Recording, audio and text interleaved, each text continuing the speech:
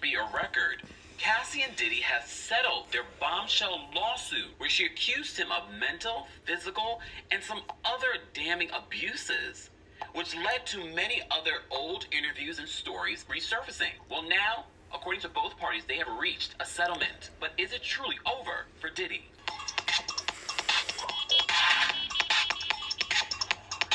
Welcome back to the Kempire Channel, your #1 source for pop culture news and music, entertainment, reality TV, and so much more. As always, be sure to like this video, subscribe to the channel, and hit that notification bell so you never miss out on breaking news when we go live or when we upload. So it was just yesterday, or 2 days ago at this point, that we reported to you about Cassie's lawsuit. So one of the things that I wanted to correct, a couple of things from our last video. First off, Kim Porter, we talked in our last video, and I mentioned that she had 2 children with Diddy. She, in fact, has 3 children. She has a twins, and she has King Combs.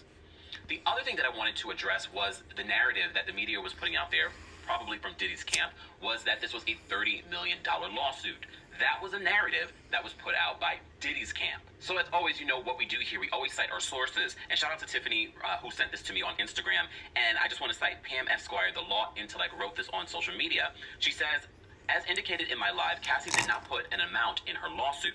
According to Diddy's attorney, before filing a lawsuit, he alleged Cassie wanted $30 million from Diddy, or she would write a book, which we did mention. So the headlines are inaccurate, claiming that she's only seeking $30 million in the lawsuit. Cassie's lawyer denied the $30 million claim and further alleged that Diddy offered her 8 figures to keep quiet. The statements from both attorneys are in the post that she posted. So we did mention some of that, but I just wanted to make sure it was clear that when we say that it was a $30 million lawsuit, that number actually came from Diddy's side. However, apparently something was reached. So, we did a collaboration with Grace Report, Stephanie Wine and Chill, and Layla just yesterday talking about this legality of this situation. And Stephanie did mention 9 times out of 10, these types of things never go to trial. But what I did not expect was us to talk about this a day later, a day after it was filed. They reached a settlement Friday night. But as you know how social media works, all of the old Diddy stories resurfaced literally right after she filed, and people read the 35-page lawsuit where she was very detailed. Stephanie from her Wine and Chill on YouTube mentioned that this was one of the first times she's ever seen a trigger warning on an actual lawsuit. And if you read the lawsuit, you understand why. And it seems as if, I'm not completely surprised that they reached a settlement so quickly because of the damning claims and everything. This literally blew up within hours of the news coming out. So I want to read what exactly both of their attorneys said in regards to this settlement. So the New York Post writes this. It says, Sean Diddy Combs and R&B singer Cassie have settled a lawsuit she filed against the legendary music producer and rapper that accused him of R-ing and physically abusing her for over a decade. As I mentioned to you before, multiple other stories and old interviews resurfaced, which we covered. Be sure to check out some of the other videos where we talked about that. So according to the New York Post, they said both sides, quote, resolved the claims to their mutual satisfaction on Friday night, one day after the bombshell lawsuit was filed in Manhattan federal court, according to Cassie's legal team.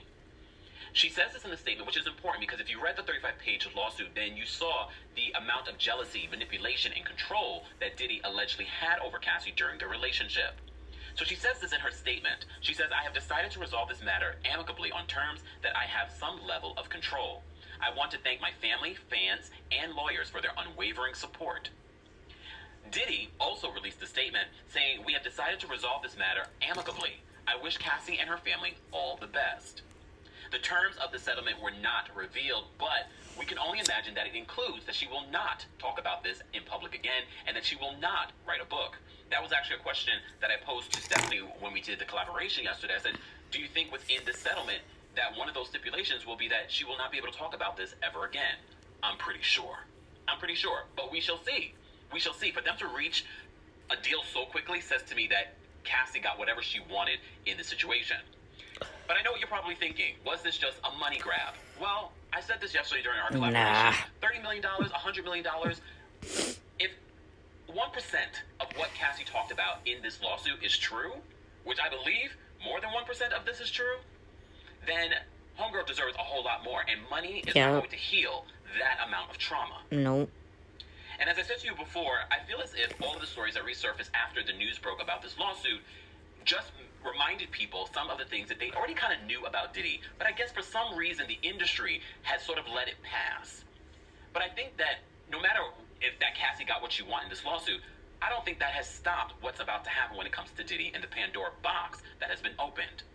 Don't you think that more people are going to go after Diddy and say, well, you did something similar to me? Yep. There were other women. Old interviews are resurfacing that allege abuses against Diddy.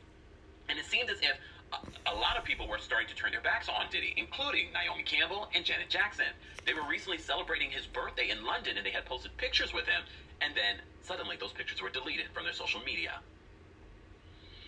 But Diddy knew what he was doing by making sure he put a kibosh on everything, including a story that TMZ came out with this week right after this lawsuit, stating that a reporter had spoken to one of the public information officers within the NYPD, and they were actively investigating someone by the name of Sean Combs in a criminal investigation.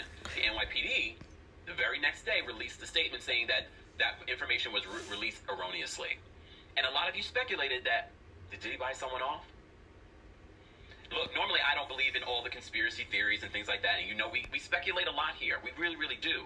However, when we talk about these stories of abuse, for me, it's the preponderance of evidence and stories and multiple stories. And yes, we understand when victims come out, everyone comes out of the woodwork. But we need to start understanding, because I still, every time we report on stories like this, people blaming the victim. And this is part of the reason why they do not come forward.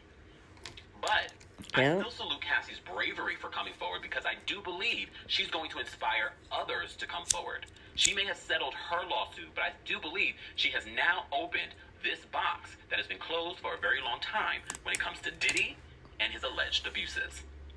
Guys, as always, I want to know your thoughts on this quick settlement and what could happen in the future for Sean Diddy Combs. As always, be sure to like this video.